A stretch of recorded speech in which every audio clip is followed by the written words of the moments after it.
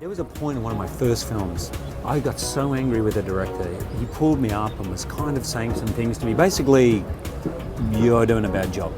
And I went home and I was saying to Deb, I said, you know, this director and that director, la la la. She listened to it and she said, can I be honest with you? I said, yeah. And she goes, I don't think you've done enough work. I'm doing the research, I'm doing the work, I'm knowing what you want the scene to be. She called you out. She called me out. Wow.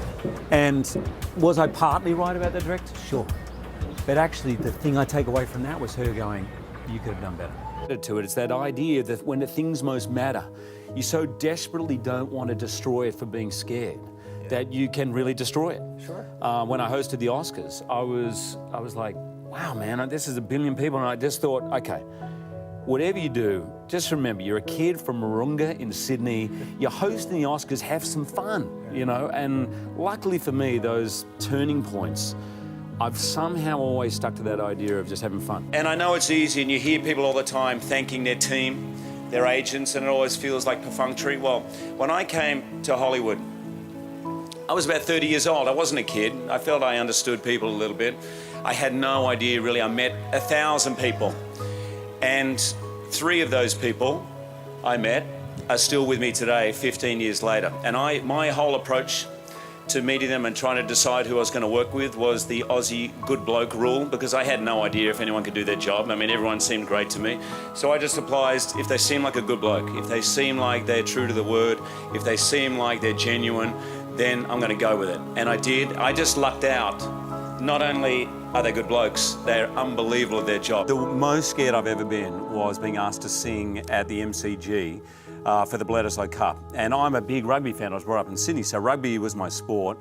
And they said, come and sing. And I actually had a panic attack the night before, because all the people, I was at a dinner party and people were telling stories of how careers had finished by singing a dart version.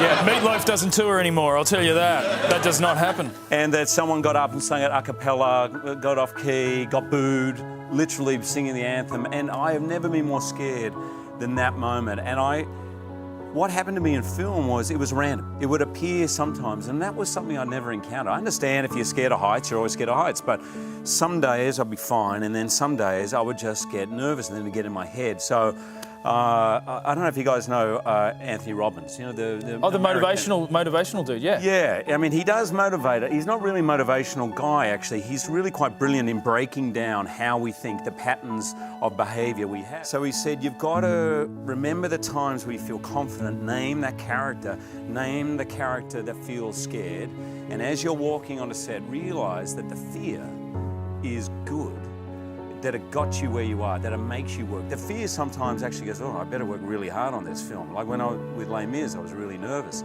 So he said, that fear, embrace it, work really hard. And then on that day when you walk on set, Charles, thanks, but I don't need you right now. And then